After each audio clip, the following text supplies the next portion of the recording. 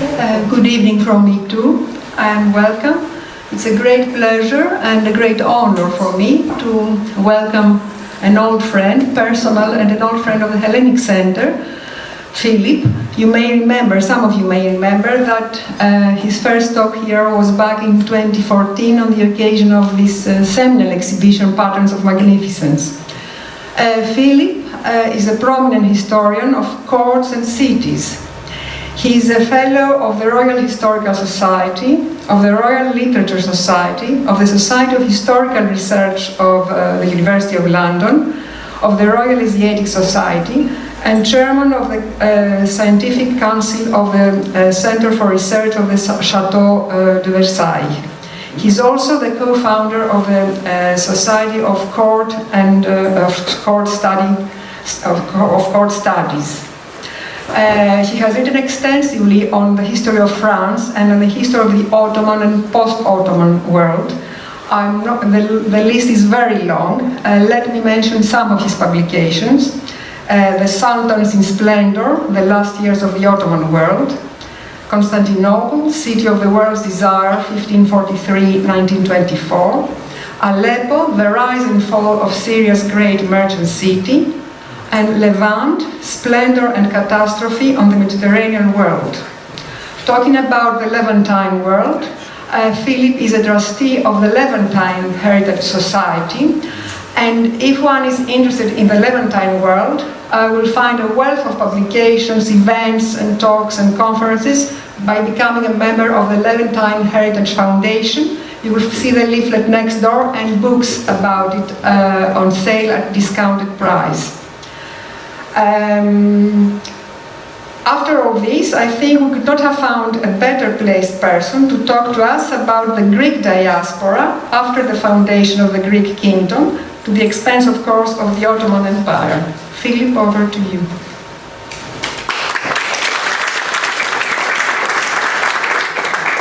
Thank you very much, Natasha. Thank you for this invitation, and thank you all for coming. And this wonderful exhibition which Natasha helped to organize, it shows the heroic vision of the Greek fight for independence after 1821. Well, that is true. We are celebrating and commemorating it this year, but I want tonight to present another point of view of those Greeks who were perhaps less heroic, but possibly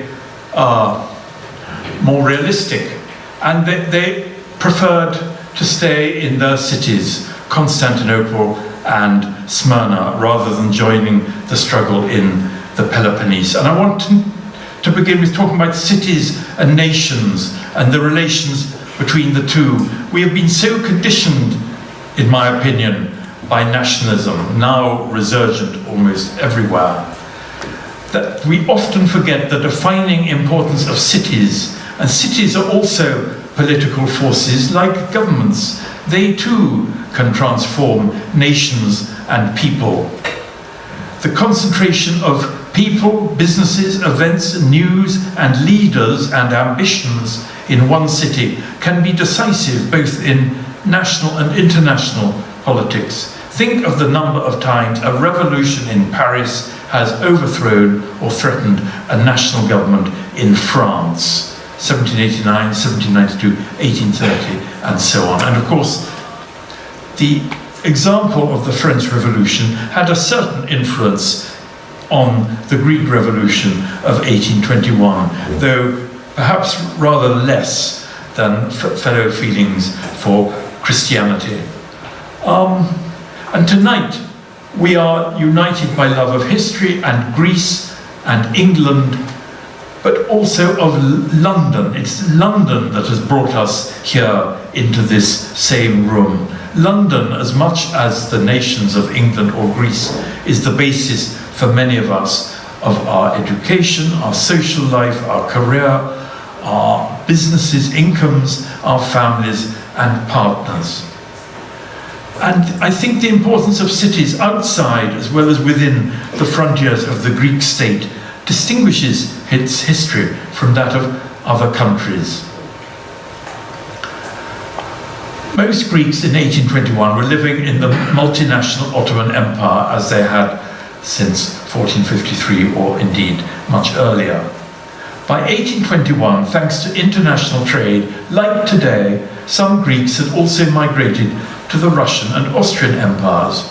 For example, Greeks, as well as Italians and Russians, had settled in the booming new port city of Odessa, established in 1794 by Catherine the Great on the site of the Ottoman village of Hadjibe on the Black Sea. And it's there that the War of Independence began, as you know, in March 1821.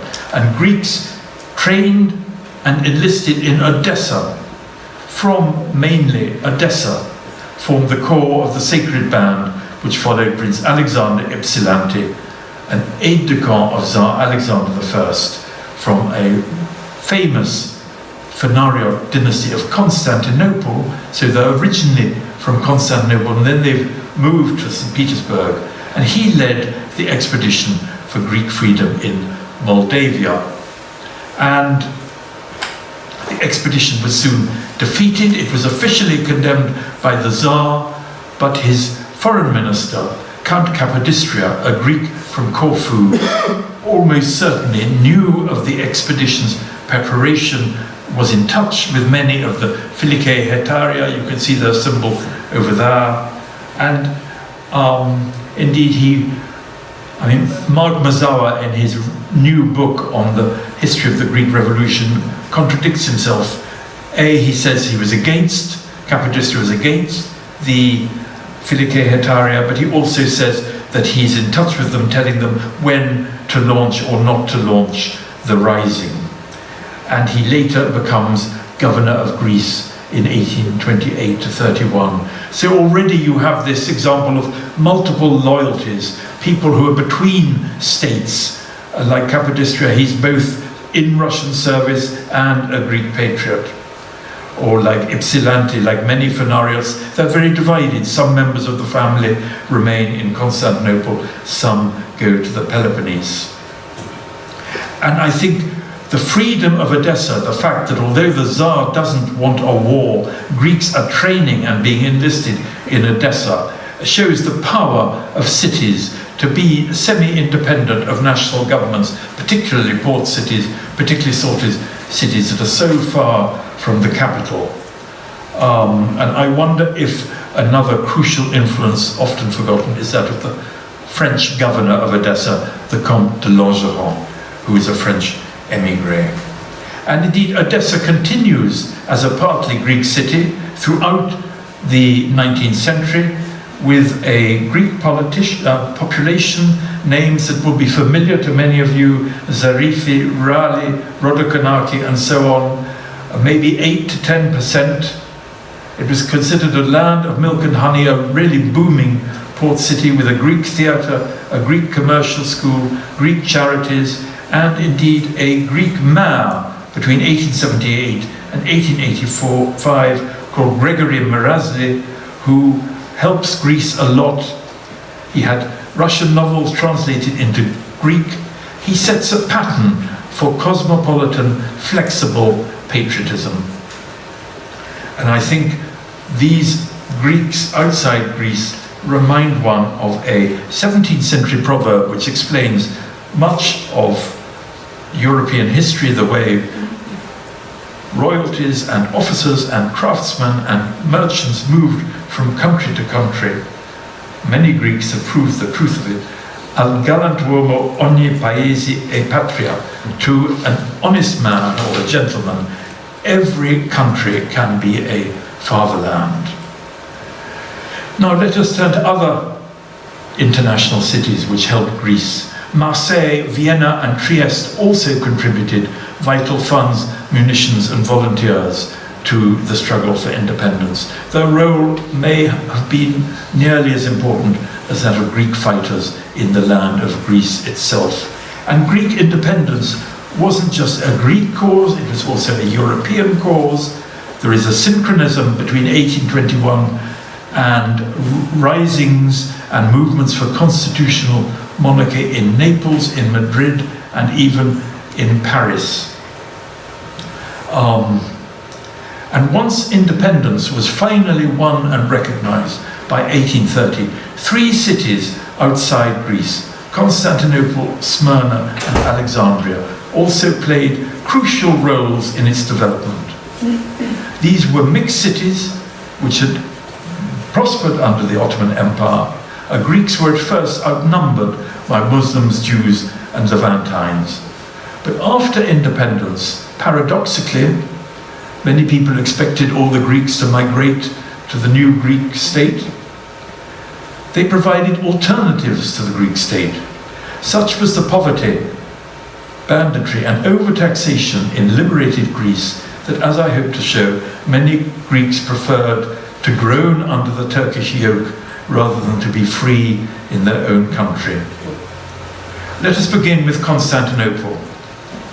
Sultan Mahmud II, as you know, imposed a 6-month reign of terror on Greeks after March 1821. Schools and churches were attacked or destroyed. The Patriarch himself was killed. When ambassadors went to Topkapi Palace to present credentials, they passed piles of Greek heads which had been sent by Ottoman commanders from the battlefield. Kolokotronis wrote, "It is impossible for Greek and Turk to live together," and many practiced what he said, and they drove Turks out from the Peloponnese or killed them. For his part, Mahmud II said, "From now on, not a single room can be trusted." But in fact, circumstances, la force des choses, brings Greeks and Turks together again. And what Mazawa does not say in his very learned history is that the Patriarch, before he was executed by the Sultan, did formally condemn, anathematize the revolt, as he had already anathematized the French Revolution in the 1790s. He calls liberty a destructive poison destined to precipitate the people into chaos and disorder. He excommunicates Ypsilanti and his followers, and this policy of repulsion towards active Greek nationalism is continued by other patriarchs. And some Greek islands did not support the struggle for freedom, like Chios, to begin with, Andros. There are people from Andros here today, and other, even foreign travelers said Athens didn't really want a war of independence. And there is a hecatomb of Phanariots in Istanbul, but already by June 1823, only 2 years later, the British consul writes, "Many Greeks who had fled to Odessa are now returning to Constantinople and Samos." The successor of Gregory V, Patriarch Eugenius, assured the Sultan of Greeks' inviolable allegiance and fidelity. And he also denounced the accursed plague of rebellion, the cause of your destruction. By 1831, Robert Walsh, the British embassy chaplain, finds the Greeks of Constantinople as noisy, active, and gay as ever. A Greek commercial school is established in the 1830s. From 1834, the Patriarch recovers the great honor of receiving his investiture directly from the Sultan, as he had before 1821, i.e., he is fully again part of the Ottoman honors system. The same Sultan who had murdered so many Greeks 15 years earlier had changed his attitude. New Greek churches and new Greek schools, 88 schools by 1880, were built in the capital. After 1862, the Greeks of the Ottoman Empire had their own national regulations of the nation of the Romans, providing the community with a degree of self-government and self-regulation that is 14 years before the Ottoman Empire itself secured a constitution. There is a second Phanar, sometimes including relations of the first Phanar, these Greek princely families who served in key offices, particularly in diplomacy. And I'd like to quote a description of a ball given by a wealthy Greek merchant in the long gallery of his house in the Fener district of Istanbul during the Carnival of 1836. Such bright blues, deep pinks and glowing scarlets I never before saw collected together. And the English Observer sees, Julia Pardo sees Nicholas Aristarchi Bey from a famous family with the brightest teeth I ever saw. He was son of a former dragoman who had been killed by Mahmud II. His mother and sisters had suffered exile, yet he is already by then serving Mahmud II as a foreign policy advisor, and he is Grand Logothete to the Patriarch. And it's he who teaches Sultan Abdulmejid, the son of Mahmud II, the key reforming sultan of the 19th century. He teaches him French, the international language of Europe in the 19th century. So other families connected to the Fener are becoming to now. So the Greeks have really recovered their position. They're about 20% of the total population of Constantinople, as they would remain until 1918 or 1920. They felt very superior to the Greeks of the Kingdom of Greece and were delighted to say that they had a theatre long before Athens, a Greek theatre long before Athens. And let us now take a few individual examples. Here is Kostaki Musaris Bey. He is son-in-law of another key Greek Orthodox advisor to the Sultan, though he's of Bulgarian extraction, Stephanos Vogoridis, who describes himself as steady in my servitude and writes a defense of Greek service of the Ottoman Empire, saying it saves Greek lives, and describing himself as most obedient and most faithful before the Sublime Porte. And this gentleman you see in front of you, he's wearing Ottoman uniform, the Ottoman fez, and he lived round the corner in Bryanston Square as Ottoman ambassador to London for many, many years during the crucial 1860s and 70s when Britain supports the Ottoman Empire consistently, first in the Crimean War, and secondly at the Congress of Berlin, defending it against Russian territorial designs. In fact, saving Macedonia for the Ottoman Empire. I don't know if that was an unmixed blessing, but anyway, he's very successful, and he's the ambassador when the Ottoman Sultan comes in state to visit London in 1867. Parties are given for him, but his wife was so overcome, she had a heart attack and died at a Foreign Office party in 1867. The corpse had to be taken out before the guests.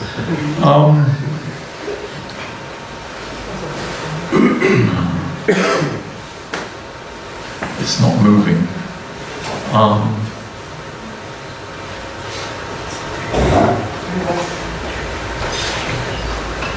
Maybe.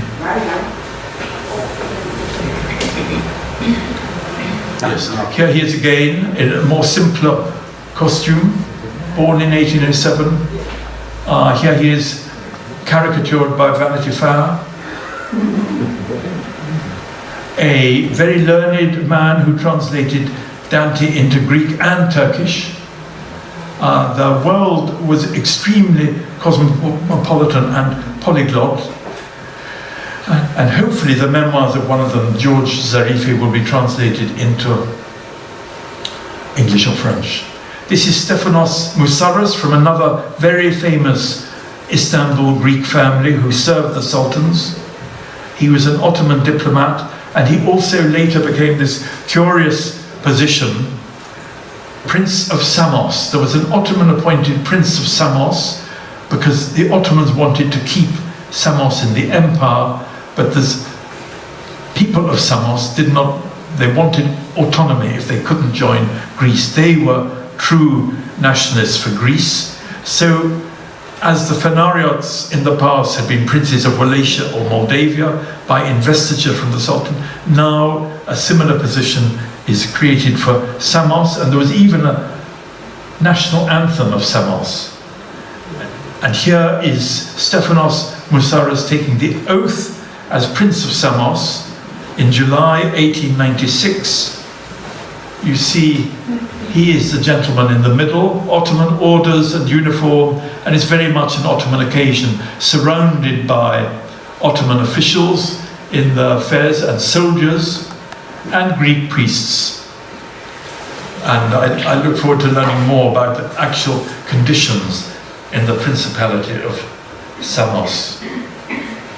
And in fact, Constantine Moussaras, whose picture you saw, had been Ottoman ambassador in Athens. So the Ottoman Empire trusted Istanbul Greeks enough to send them as officials to independent Greece.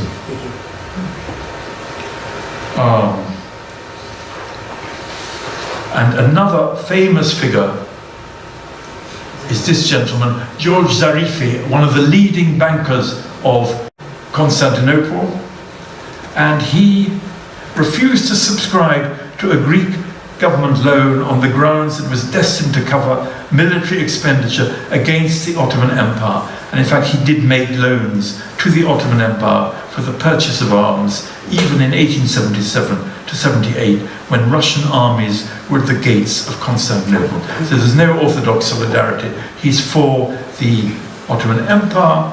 He's a generous benefactor to Greek schools in the Ottoman Empire.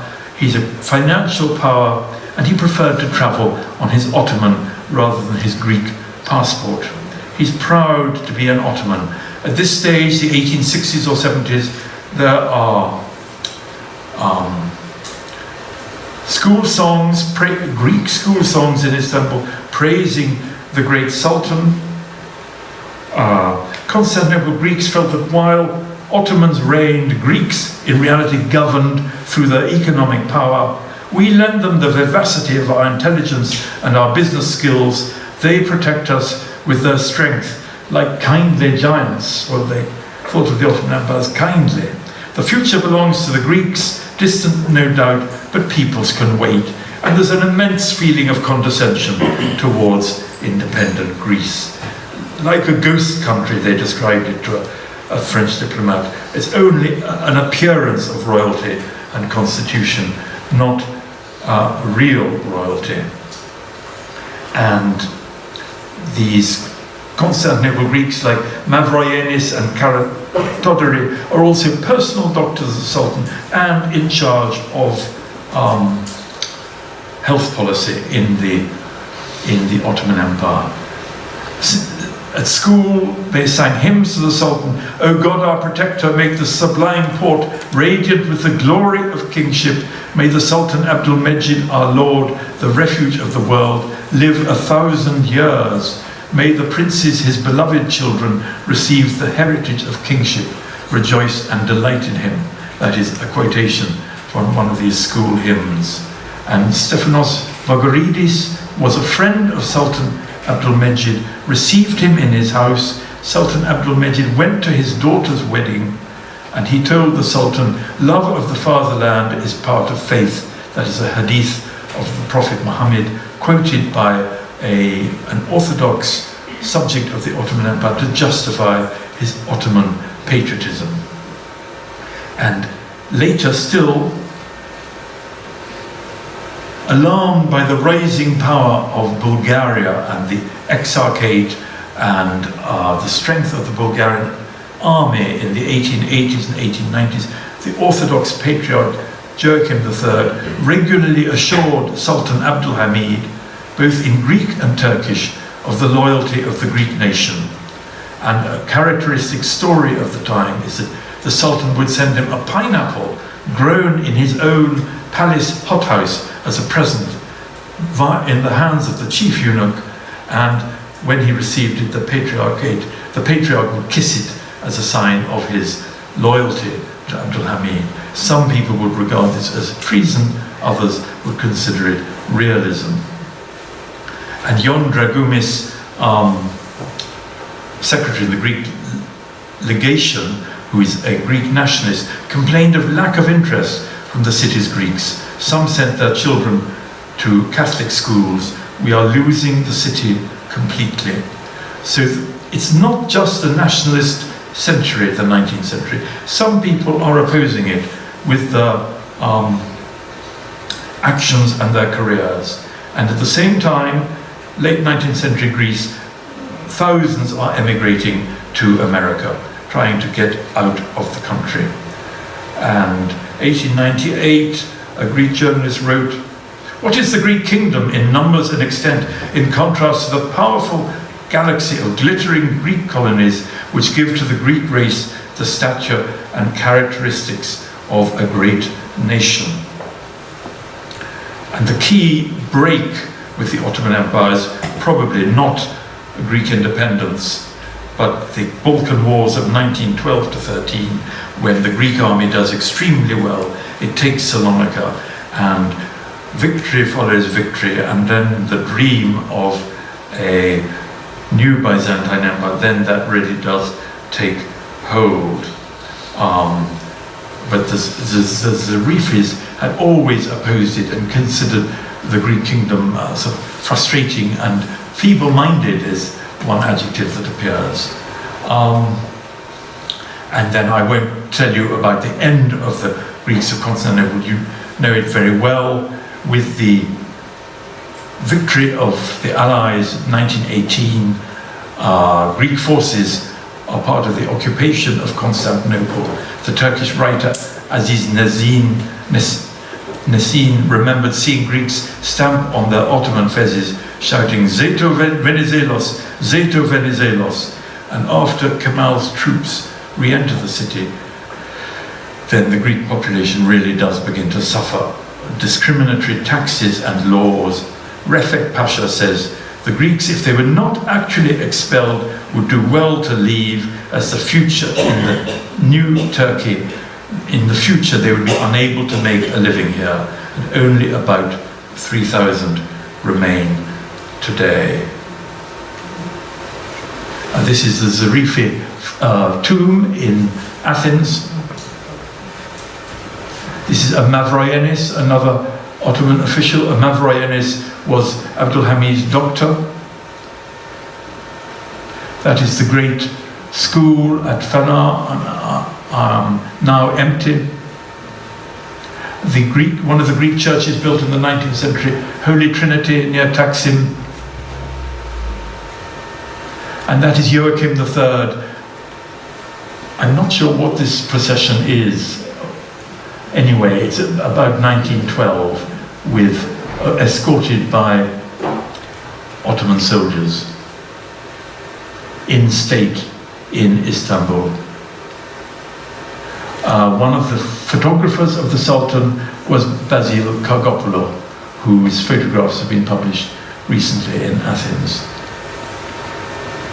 And that is the tragedy of 1955, the attack on Christian shops in Istanbul in 1955, which led to a further mass exodus from the city. Now let's turn to Smyrna, another great international city facing Greece. This is the celebrated Cordon in about 1900, then lined with Greek shops, cafes and banks. Again, there were killings of Greeks after the War of Independence, April 1821. The British consul Francis Wherry reported, "Killing has been the order of the day, and night too, mainly by Muslims from Anatolia or Crete, hungry for loot, rather than Muslims from Smyrna itself."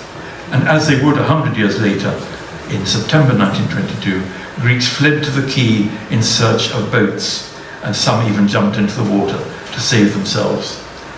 Such was their economic dominance in the city that the entire trade of the city has become, and I quote, entirely paralyzed. They were so important that Smyrna couldn't do without them.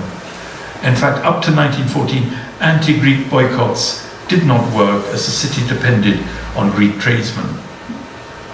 Finally, 2nd of August, the British consul reports, "No murder of the Greeks has been known. Some days past. The shops are all open and the Greeks as gay as ever. they are extraordinary set of people. And other travellers note that Christians and Muslims mix with each other freely in the streets, in the bazaars, and on promenades, as if they were the best friends in the world. That is Henry Post, an American. And I'd like to quote Alexander Kinglake, an English traveller, who confirms the resilience of cosmopolitanism. He's describing his visit in 1834 to Smyrna. If I could venture to rely upon my own personal observation, I should tell you there was more heartiness and strength among the Greeks of the Ottoman Empire than in those of the New Kingdom. There is a greater field for commercial enterprise and even for Greek ambition. Think of all those pashas and beys in Ottoman uniforms under the Ottoman Empire than is to be found in the dominions of Otto. Indeed, the people, by their frequent migrations from the limits of the constitutional kingdom to the territories of the Porte, seem to show that on the whole they prefer groaning under the Turkish yoke to the honour of being the only true source of legitimate power in their own land. And among these Greeks who were leaving Greece for the Ottoman Empire, apparently there were some of the freedom fighters of the 1820s who were illustrated in these fantastic pictures. And by 1840, for the first time since the 14th century, the Greeks outnumber the Turks in Smyrna. 55,000 Greeks of a population of about 130,000. And soon it becomes a city with a Greek majority.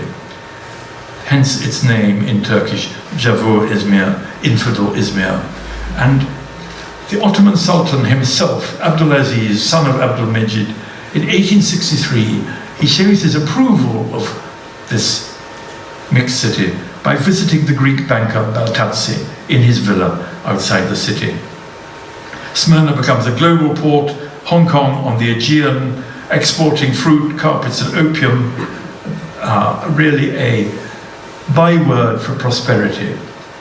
A huge economic success. And a gentleman from Smyrna recently told me that in Smyrna they tended to call Greeks of Greece calamaridis because they ate calamaris and they couldn't afford any other food, whereas of course in Smyrna and Istanbul, whatever other hardships, the food was always the best. If Smyrna is the eye of Asia, wrote Christos Solomonides, then the cordon lined with ships and cafes was the pupil of the eye. Gradually the Greek state is competing with the Patriarchate for control of Greek community organizations and councils and is winning by the late 19th century. I quote from a Greek document of 1916, the Greek state is responsible for protecting and supporting the national and financial interests of the Greeks of the periphery. A national feeling becomes fiercer. Before 1914, already the two states are discussing transfer of populations without, of course, consulting those populations, even before the First World War and the horrors that ensued. This is the Baltazzi family of, originally from Smyrna, Turkish tax farmers, businessmen.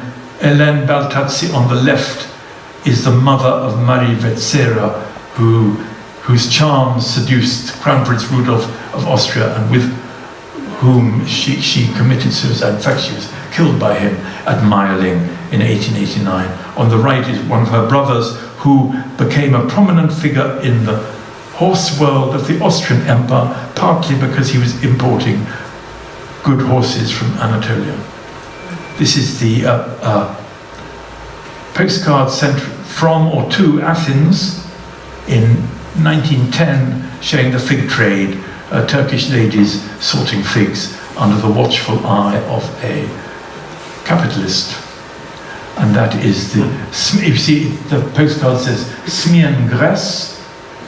They thought Smyrna was in Greece, and it's the theatre of Smyrna where many Greek plays were performed. And showing Greek participation in some aspects of Ottoman life. This is a Greek demonstration in honor of the restoration of the Ottoman Constitution, the 2nd of August 1908.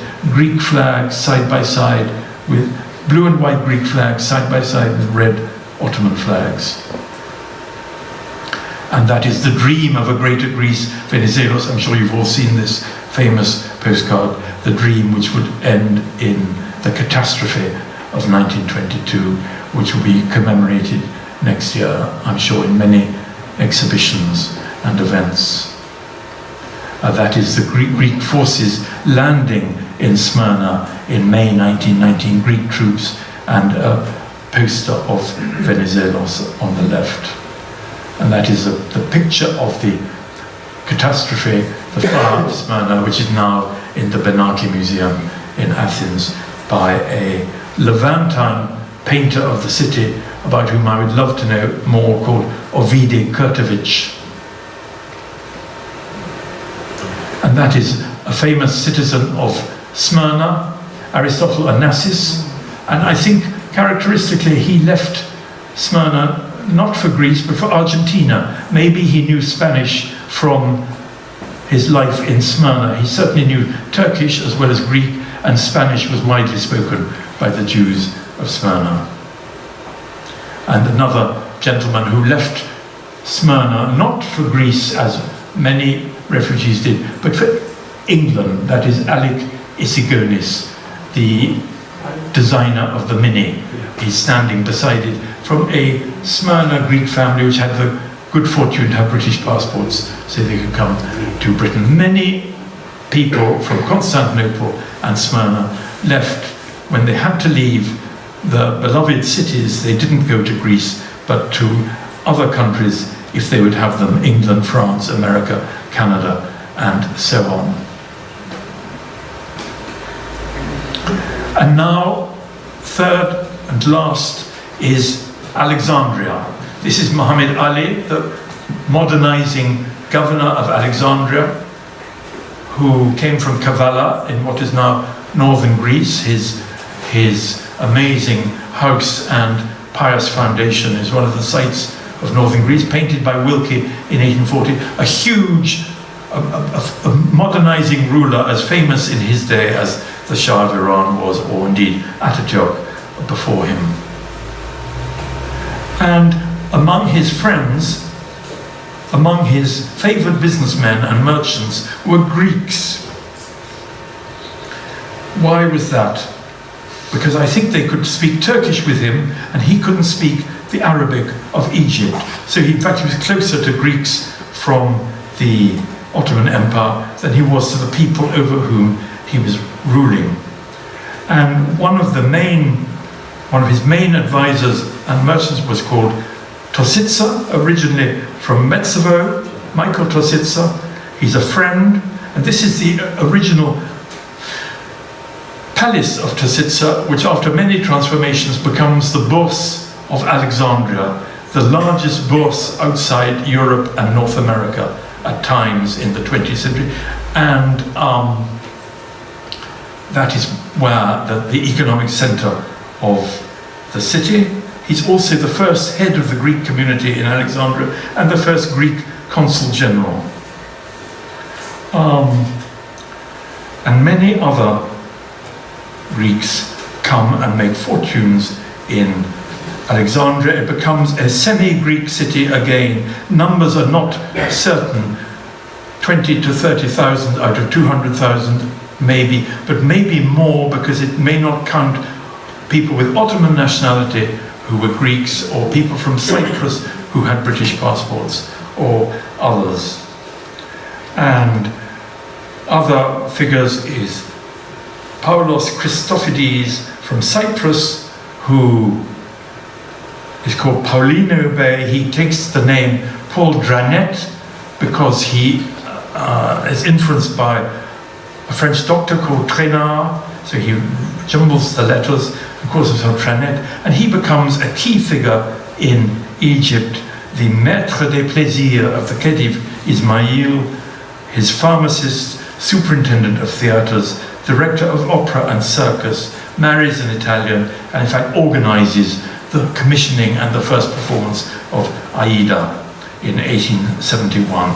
He becomes a fully cosmopolitan citizen of Alexandria.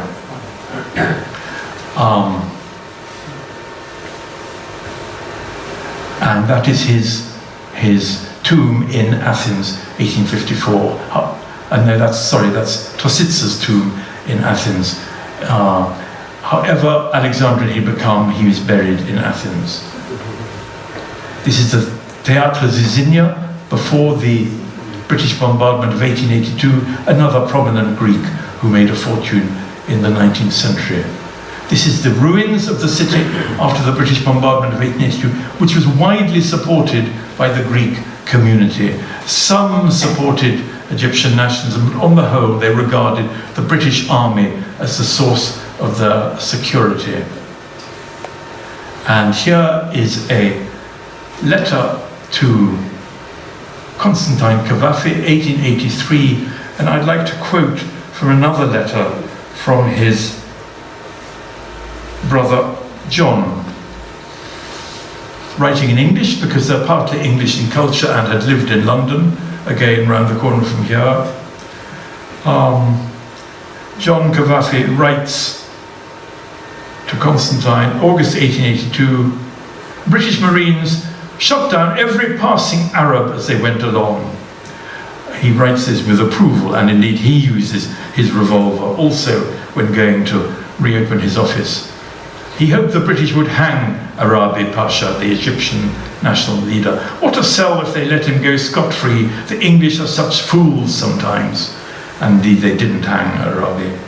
30th of October 1882, John Cavafy writes, Alexandria is becoming quite brisk again, meaning business was brisk.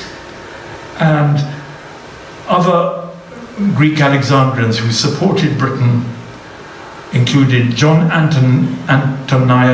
Antoniadis, who becomes Sir John Antoniadis. His famous house was, here it is, in very bad condition in Alexandria. It was used for visiting. He opened this house to British forces in 1882. There it is again, one of the few gardens in the city. And again, another famous Greek family of Alexandria were the Zavodakis, who had become cotton millionaires. They also support Britain. 2nd of April 1883, John Cavafy wrote, on Thursday last I went to Zavodakis' grand ball with Aristides. Altogether the ball was a success. The rooms were well lighted and adorned with flowers. The British officers were magnificent, all of them in full dress and gilt belts. Your friend Mrs. Zavodaki was conspicuous for her small stature on the arm of General Harmon. Dancing was kept up till 7 o'clock in the morning. Competent judges state that Mrs. Gabrielle Zogeb was the reine du bal. A good many English people were there. So Alexandra's got going again. It's very well justified reputation for frivolity and for being favourable to the British occupation. And indeed the Zavodakis' alliance with Britain remains extremely strong today. And they went on giving parties. There's a reference in the diary of Madame de Zogeb to a party at Madame Alice Zavodaki's 6th of September 1944. King Farouk came late, often goes to parties. And I think that says a lot about that period. Lord Cromer, British consul and unofficial ruler of Turkey, is quite rude about the Greeks of Egypt, but in fact he uses them for the economic boom in Egypt is very largely due to Greeks as well as the British. And of course Cavafy also benefits from that period. He said to E.M. Forster famously in Alexandria in 1918, we Greeks have lost our capital and the results are what you see. Pray, my dear Forster, oh pray that you British never lose your capital. And I think he may have been referring to his own family's recent bankruptcy, But in fact, lots of Greeks had not lost their capital. They were building up their capital in Alexandria and using it, like the Greeks of Edessa and Constantinople, to help Greece itself. The Greek community of Alexandria constructed 2 hospitals, 9 primary and 2 secondary schools, 2 orphanages, sports clubs, and a cathedral.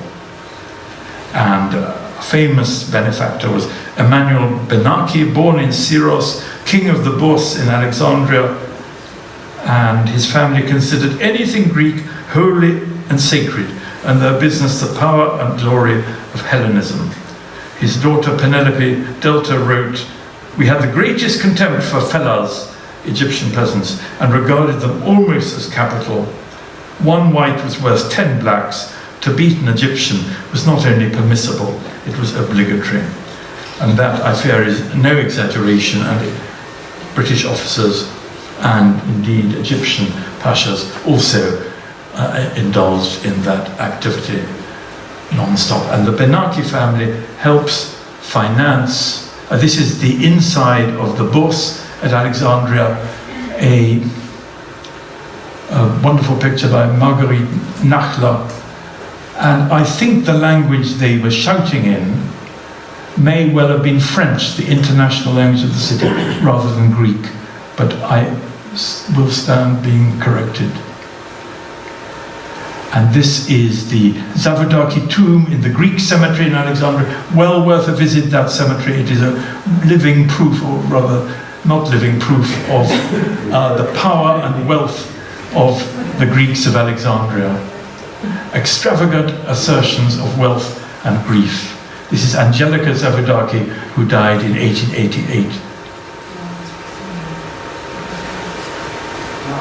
Also prominent in tobacco and Janaklis. And this is George Averov, another famous merchant of Alexandria, also a Vlach. The biggest merchant in Egypt, founded many schools, highly patriotic, dealing with every merchandise in Egypt. Rumor said it that he also dealt in slaves. And he helped finance this incredible battleship, which is now moored off the shores of Athens, bought in 1909 in competition with the Ottoman government, which couldn't afford it. Thanks to Averov and Benaki, Greece could afford it. It's very useful in the Greek War in the War of 1912, and then 1919 they take Greek troops to both Smyrna and Constantinople. I wonder what it was up to in 1922, why it didn't ferry people away from Smyrna. There it is.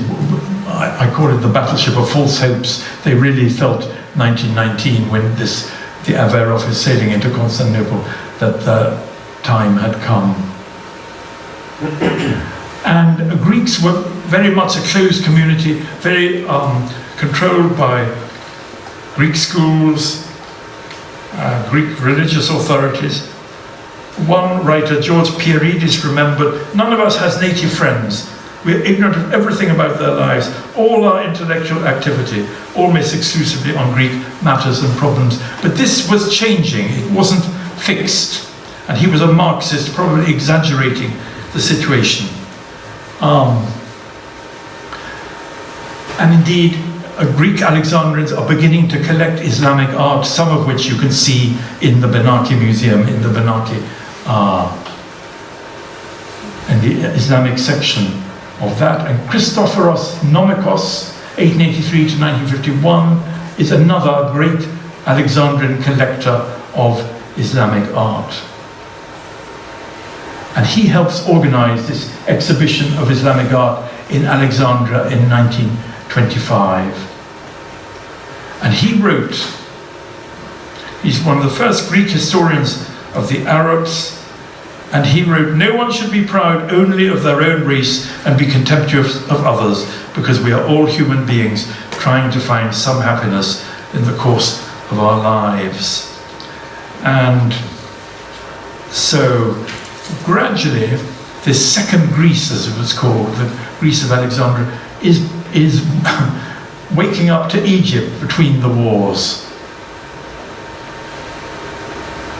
Here is a magnificent Iznik vase from the Lagonikos collection, another Alexandria collection of Islamic art, which was sold at Christie's in the 1990s.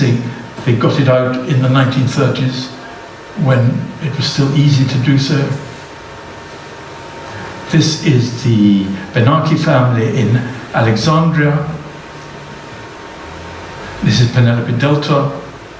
She chose to live in Athens, where she committed suicide in 1941. But her sister Argine stays in Alexandria, one of the many grand ladies of Alexandria, entertaining non-stop. She terrified her relations with elaborate different implements for eating each fruit and peeling it with a fork or a special knife, and they always got the wrong one, as they were intended to, of course. And her husband, Michael Salvago, is not only the head of the Greek community of Alexandria, but he also sets up the National Bank of Egypt. And if it was possible to consult Egyptian records, I think you would see a much greater Egyptian life than the Greek records of Alexandria and Alexandrians imply. And they received the King of Greece when the Greek government and royal family ferried to Alexandria in 1941, I think on the Averof battleship. And the king says, "Oh, I could never return your hospitality. Your house is much finer than my palace in Athens." And she also had a magnificent Islamic collection, which she got out with 16 suitcases in 1961 when she finally leaves Alexandria. And she waited 16 hours on the quay, but somehow she managed to get out with her treasures, and she lived by selling them later in Athens. Already there are Egyptianization laws. Arabic becomes compulsory in school, only in theory, in fact. And in 1952, for example, exit visas given by the Greek Consul General in Alexandria, 163 are for Greece, but 207 for Australia. Australia is beckoning. This is the Greek hospital of Alexandria, the Kotzika Hospital. Kotzika was a businessman said to have the alcohol monopoly in Egypt. And now it's called the Gamal Abdel Nasser Hospital. This is King George of Greece in the war in Alexandria. There he is again with King Farouk and Prince Muhammad Ali at a banquet, probably in Abdin Palace in Cairo. There's a whole Greek government in exile in Egypt, even Greeks, mutinies and civil war, both among the armed forces and the navy.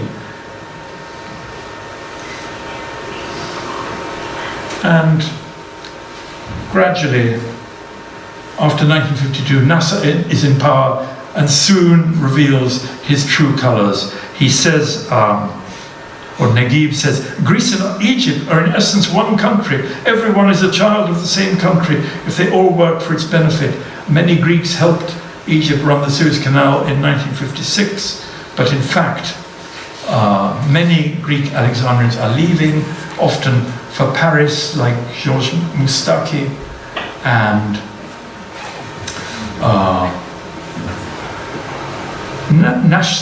nationalization of businesses in 1961 and the years preceding is even more terrifying for the Greek community than Egyptian nationalism. And many find Athens, and I'm quoting from an Alexandrian friend, lovely but very provincial. And so they came to London or Paris.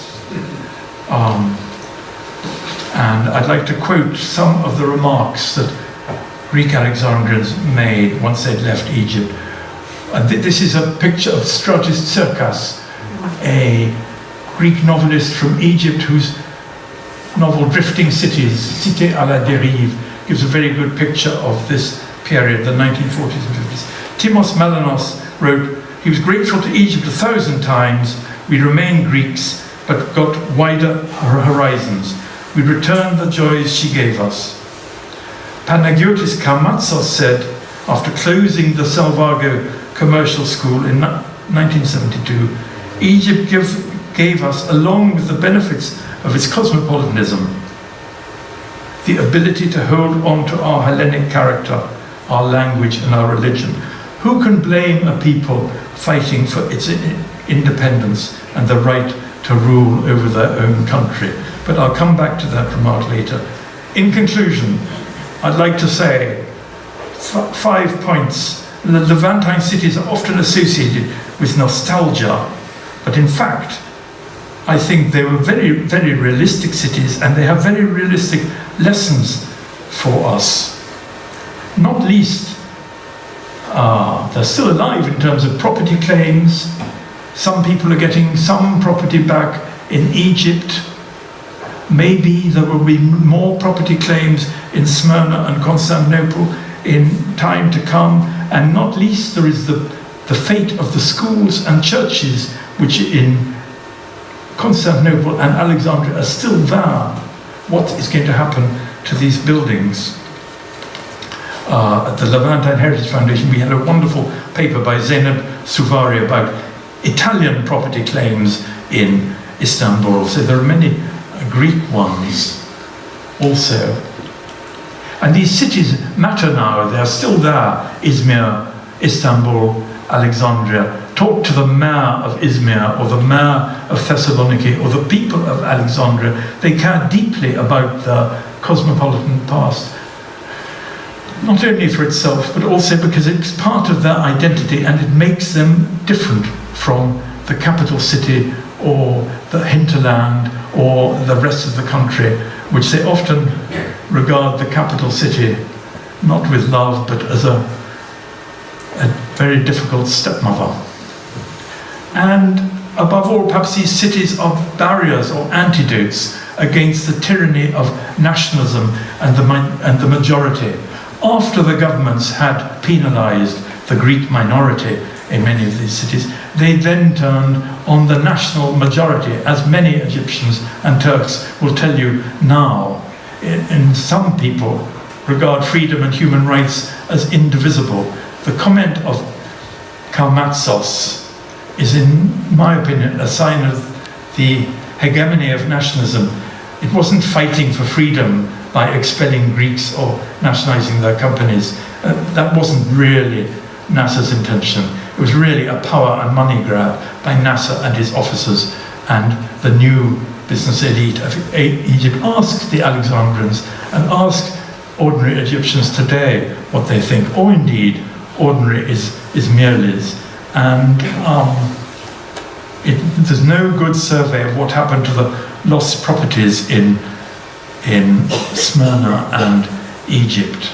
It's really very murky.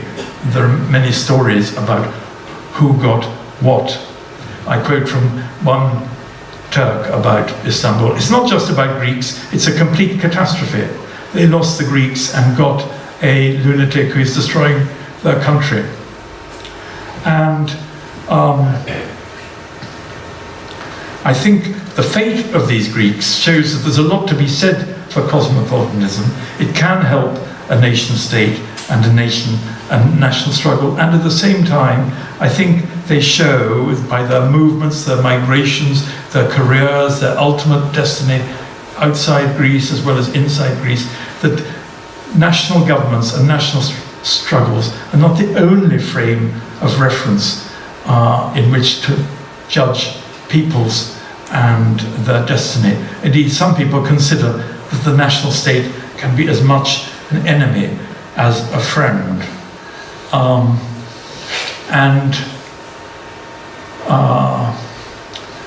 I think that nationalism and indeed sovereignty deserve as much skepticism as all other ideologies. Thank you very much.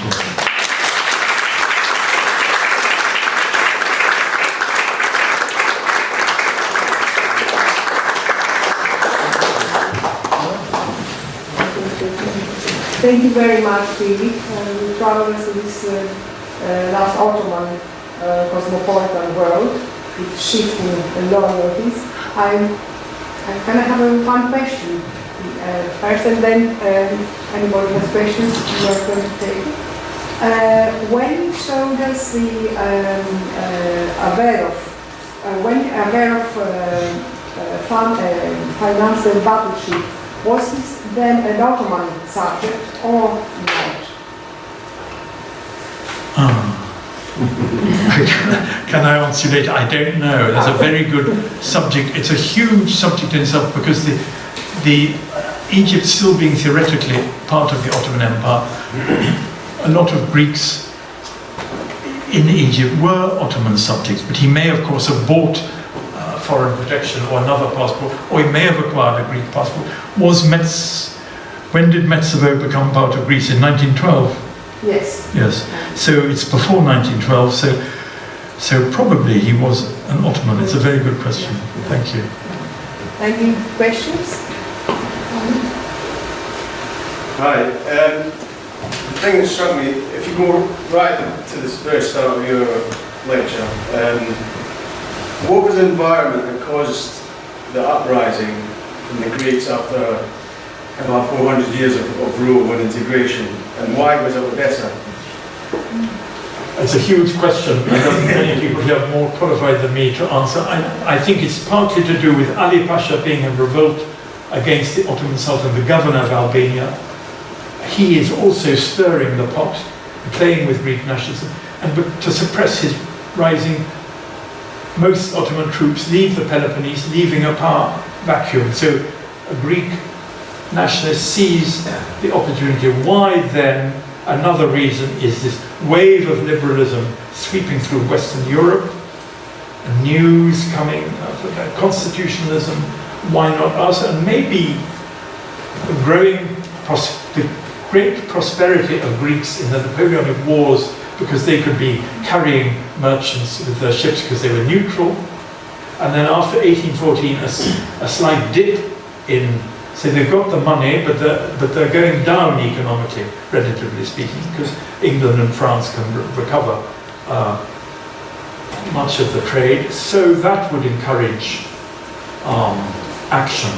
And some writers have pointed out that the Ypsilantis, the leaders, the first leaders, were in debt, and they'd been excluded from a power sharing arrangement by other phanariots. So they had also an incentive. But I'm being too cynical about idealism, but they had an incentive to turn against the empire, which had made their families princes. Yes. I'd like to add on some questions. I think it's kind of really cut off from the whole historical perspective of Asia Minor. Leaving Byzantium out and not talking about an occupation kind of takes away the impetus which led the Greeks to revolt and spend all their wealth to free the motherland. Yeah, well, a lot of Greeks were huge bravery and stamina and incredible expenditure of lives and wealth, but it was some Greeks, not all Greeks. I think we would obviously, being a British and having played a key role in the outcome, obviously you have a different perspective, but we are here today to celebrate the independence. Yes. And the revolution. So I find it a little bit emotional to kind of listen to you. Well, there were many different points of view at the time. But not amongst the Greeks. A few Greeks, yes, but not the majority.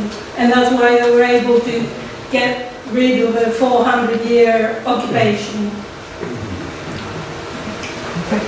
Thank you very much for the paper. I was just wondering if you could think of other communities in the 19th century that were resisting nationalism and favouring cosmopolitanism at all.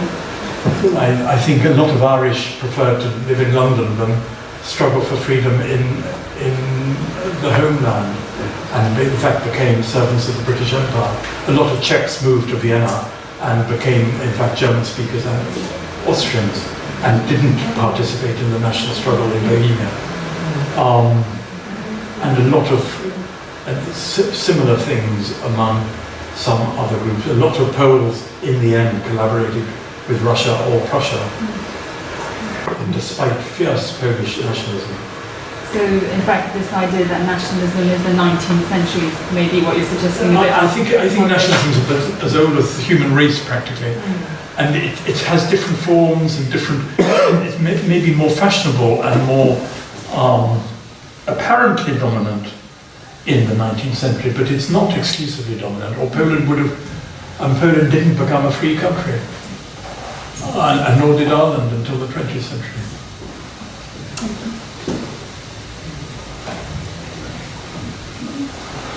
I think we can carry on over a glass of wine in the next room. Thank you very much. Thank you.